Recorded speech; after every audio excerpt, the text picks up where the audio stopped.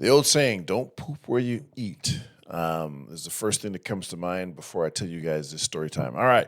But before we do, what is up, guys? Private Eye Russ here. Welcome to the Private Eye Russ Show. I am your host, owner, operator, full service private investigation and consulting firm. Litigation support investigations, corporate theft investigations, criminal defense investigations, premarital background checks, one-on-one personal development coaching. Everything will be linked in the description below. Hit me up. I will take care of you. All right. While you're here, please like, subscribe, share, get in the comment section, trample the comment section. Try not to be too mean or too vulgar. try not to be too mean or too vulgar. Be cool. Be polite. And I try to get to all the comments, and I try to respond to them. Thank you all so much, every single one of you who watches the videos and everybody who has liked and subscribed and shared the videos. Keep doing it. A lot of good stuff coming up, guys. Stay plugged in. I guarantee it will be worth your time. All right, so this is going to be a story time video, not a reaction video. Story time, case file video coming up right now. Okay. I get a call from an attorney I've done some work for before in the past. I've done a lot of work for him, and that typically tends how to be, is how it tends to be. So attorneys will work with the same people over and over again, the same investigators over and over and over again. Typically, not always. They don't tend to be very trusting, and so if you do a good job for them, they'll want to keep using you if you're getting good results. Just you got to be good at your job. You can't be lazy, and you can't lie or make things up, and you can't overcharge. If you're trying to do all those things, they just won't call you again. They probably won't get all confrontational. They just won't call you again. So I've done a lot of cases for this particular attorney. He's a criminal defense attorney. So I get called up, hey, I need to talk to you. We arranged a meeting. In this particular instance, he wanted to talk while we were playing golf. Those of you who know me in person, in real life, some of you do, shout out to you for subscribing. I am a terrible golfer. I've taken lessons in the past, and maybe I need to do so again. My golfing coach told me that I need to stop lifting weights, and I'd be a better golfer. I'm not going to stop lifting weights to play golf. I'm just not going to do it.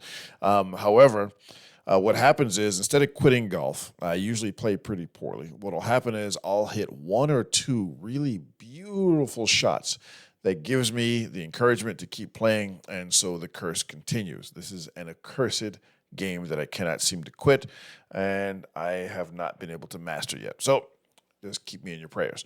So, and this guy likes playing golf. He's the attorney I've talked about before.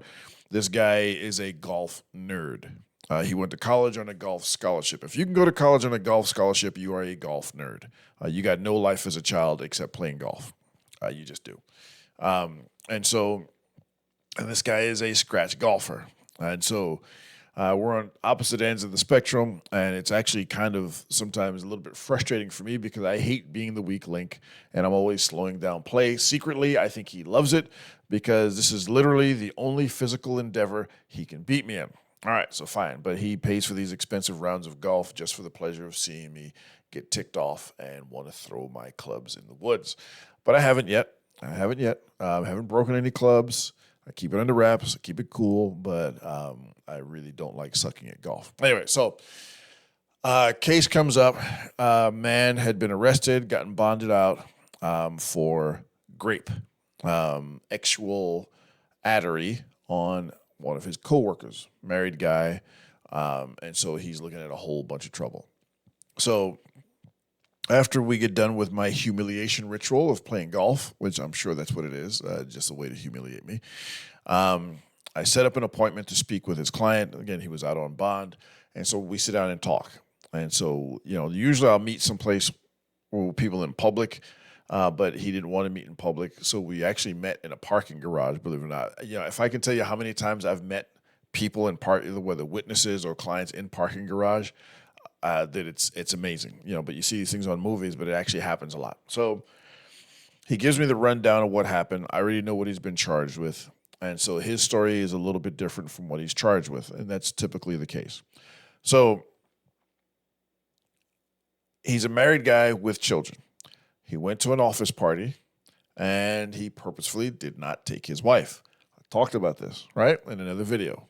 Talked about this, that if your spouse is not taking you to things where spouses are being invited to when they work functions, whether it's travel or whether it's a dinner or some other sort of team building or family bonding exercise or outing or whatever it might be, and your spouse is not inviting you, that is an indication that they are or plan on having some sort of fling with someone in the office. All right, and this guy admitted, yeah, he'd been flirting with, let's call her. Well, we won't put a name on it because just in case I put some fictitious name and somebody get angry at me because that's their name or something like that.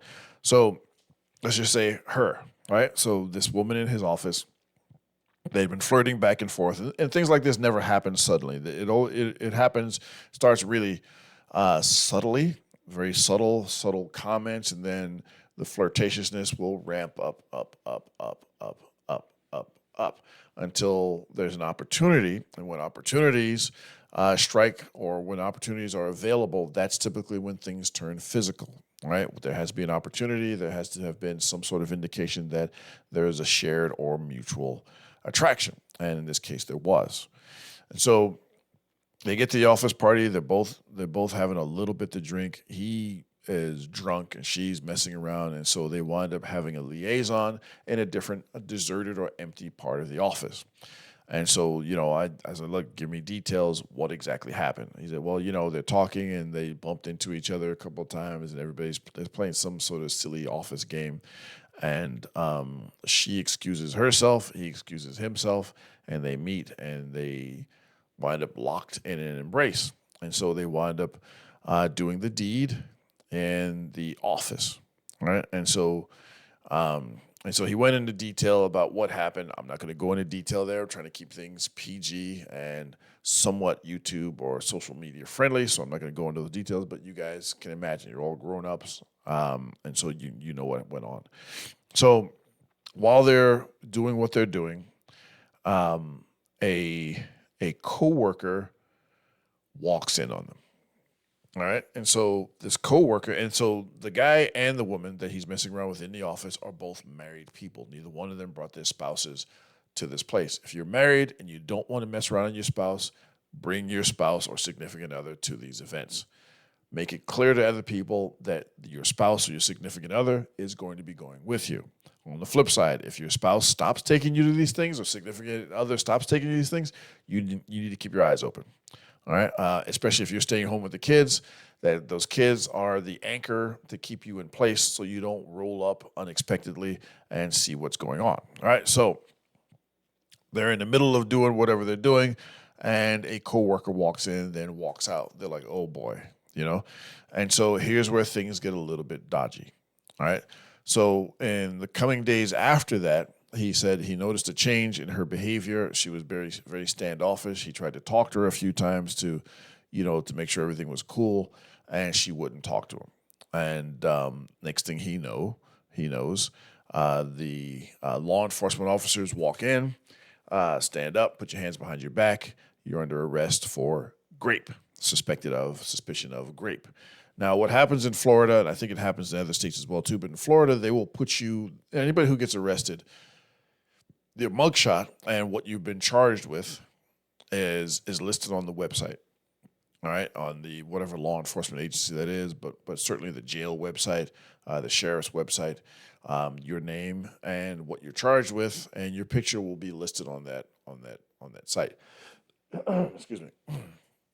And so he was listed on there, and so he's like, what happened, this, that, and the other thing, and so that's where we come in. He hires an attorney. He gets bonded out. Well, he gets bonded out. He hires an attorney. The attorney hires me.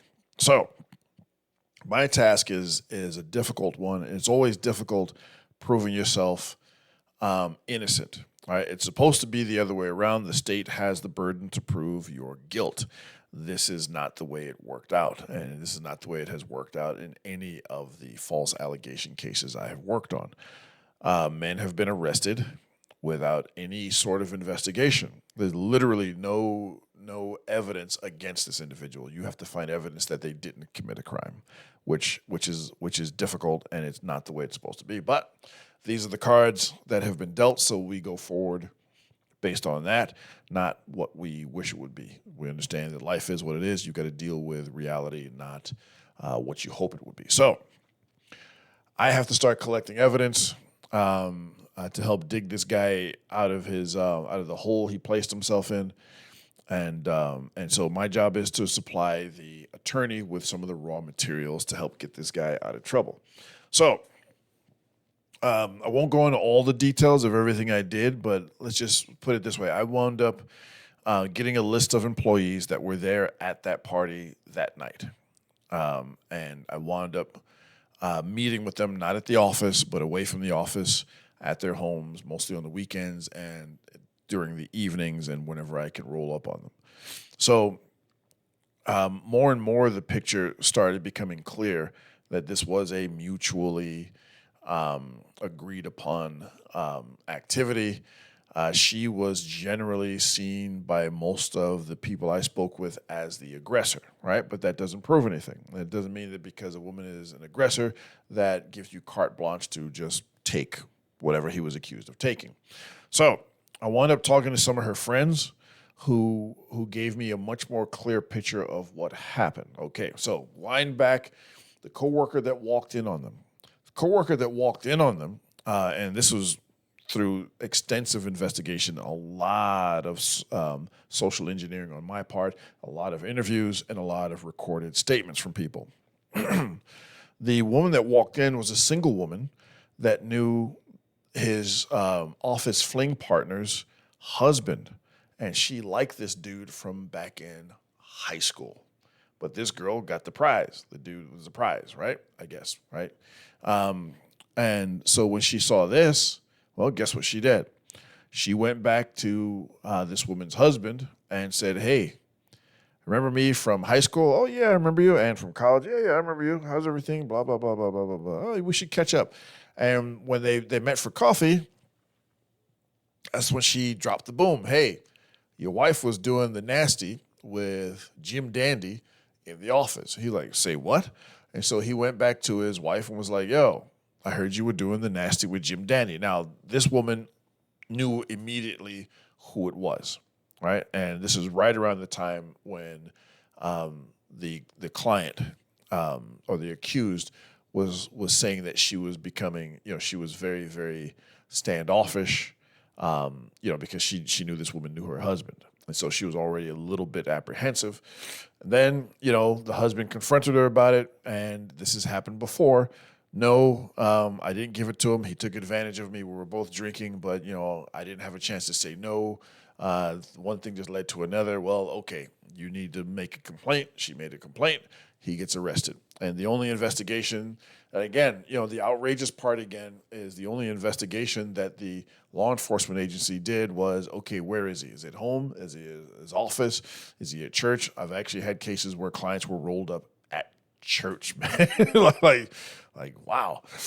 And so he gets corralled. Well, his wife, the accused, his wife finds out about this.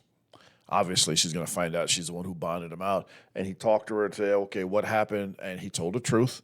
He's like, yeah, I messed around, this, that, and the other thing. Well, yeah, but you're being accused of taking it. No, she gave it to me. The wife threw him out of the house and, demanded he leave. He wound up going to his brother's house, staying at his brother's house, spare bedroom, that sort of thing, moving his stuff over. His wife was like, I don't even want to talk to you. They have kids as well, too. So as more and more of the story started becoming clear, it started, it was clear to us that it was more of a case of regret or trying to cover her tracks, which happens a lot. This is one of the motivations. If a false allegation is made, one of it is to cover their tracks or protect their reputation control or reputation protection. Okay, you did this, or to protect her relationship. She's married, but she stepped out. She wanted to step out. She didn't want to lose her husband. She was going to lose her husband, so she said, okay, he took it. After the husband found out. The other woman was motivated by jealousy and a desire to get with this other woman's husband. Hey, remember me from high school? The girl who you left behind, who you never paid attention to? Well, hey, guess what I got for you? I got some information. Your wife was doing this. I walked in on your wife and Jim Dandy doing the hunka chunka in the office. All right, the wild mambo, the funky chicken, whatever you want to call it, the beast with two backs. There you go. All right, beast with two backs. I think that's the second time I've said this and said that in a video. But so things became more and more clear what was going on based on that testimony, as well as testimony from coworkers and a couple of her friends as well too. Were able to, because everybody was kind of like, this is kind of messed up because the dude didn't take it. She's just trying to cover her tracks. Even her friends were admitting it, but the goal is to get her to admit it. So I sat down with the attorney, thankfully not playing golf, and explained to him what I was able to capture, showed him the evidence I was able to capture, and he said, okay. He said, let's see what we can do with the state attorney's office. But first, what he did was he reached out to the state attorney, the prosecutor, and said, "Look, this is what we're looking at right now. Talk to the excuse me, talk to the alleged victim and see if they want to recant." And in a lot of cases, once the accuser realizes that kind of the jig is up, and everybody knows that they were a willing participant in the false allegation case. I'm not saying every case that someone's being accused is a false allegation. I'm a false allegation. I'm just talking about the ones that I have worked on. Okay, that's what I'm saying. I'm not victim shaming or anything like that, or blaming or accusing anybody. But this was clearly a case of mutual attraction and mutually agreed upon activity. And so he gave the information or the evidence to the state attorney. And a lot of times, the cases I've worked on, I've been able to capture information. The attorney turned it over to the state attorney. The state attorney will either look at it and be like, okay, I got to throw this out, or talk to the alleged victim, and the alleged victim will go back and say, okay, maybe this is not what happened. And again, they're trying to save their reputation or save their marriage. And I always say this about every single thing. People are motivated by, once you boil everything down to its lowest common denominator. All right, people are motivated by a variation of one of two things. They are either trying to avoid something, or they're trying to accomplish something. Right? She was trying to avoid divorce. Okay, and so because of that, she saw throwing him under the bus and accusing him of horrible, horrible crimes. She saw that as a way to get out of her predicament. So she wound up recanting, and the case wound up getting thrown out. And no, she was not ever charged with making a false statement or false accusation. It just doesn't happen. Even though she could have been sending this guy to the gallows. There is no consequence except for this. Her husband, once it was found out that she made the whole story up and that she was a willing participant, he divorced her. The client, on the flip side, after his wife found out about everything, even though he was no longer being charged, his wife divorced him as well too. As I said in the beginning, you do not poop where you eat. Don't mess with your coworkers. Don't mess with your neighbors. I've seen that blow up, and maybe I'll tell that story one day. Man, oh man, and this one was an extreme case how this backfired on this dude, man, ruined his life. But we were right there with it, watching with popcorn, watching homeboy's life go up in flames. Maybe I'll talk about that in another video. But with this one here, this was a false accusation claim. She wound up dropping it. Or recanting. The state attorney wound up dropping the case, and he went free. The aftermath is he wound up getting divorced. And again, I don't say anybody, don't cheat on your spouse. If you're married, you have a significant other, don't cheat. Now, if you have an arrangement where you guys have that sort of back and forth, like, hey, you do what you do, I do what I do, and whatever. Different story, but that's not typically the way it goes down, is it? Mostly people are doing things on the sly. Maybe it's a little bit exciting. They're doing something on the side, and they're just doing their thing. And, maybe there's a thrill to that or whatever it might be. I'm sure it is. Don't cheat on your spouse. And so he wound up getting divorced. He also wound up getting fired, which I can kind of understand because now you got these two people They both did the hunka chunka in the office, which, theoretically both of them should have been fired. But typically, if it's a choice between a man and a woman getting fired, guess what, guys? Guess what, men? You are going to lose your job. And he lost his job. She kept her job. And he was on the street without a wife, couldn't see his children. Well, he could see his children, but without a wife, had to leave his home, lost his job, reputation ruined, wound up with a mugshot saying that he's a rapist. Overall, horrible, horrible set of circumstances, horrible outcome for this guy. Could have been much worse. He could have been wound up in prison, but he hired a very, very good attorney, extremely good attorney. If anybody needs this guy's name, I won't put it out there because I don't have permission to put his name in these videos, but if you reach out to me, I'll give you his name. If you are up against it, this is one of the guys you want on your side if you're in the Central Florida area. And he was also smart enough to hire a hotshot private investigator like me, who will work doggedly to help you get out from underneath that hole you dug yourself into. So, anyways, your boy Private Eye Russ, please, while you're here, before you go, hit like. It doesn't cost you anything, man. It means a lot to me. Subscribe, share, get in the comment section. Walk up and down the comment section. I will try and do my best to get to. I try to do my best to get to every comment. I don't get to them right away all the time, but I do try to double back and go back to all of them. So I appreciate every single one of you who has liked, subscribed, and shared videos. Comment as well too.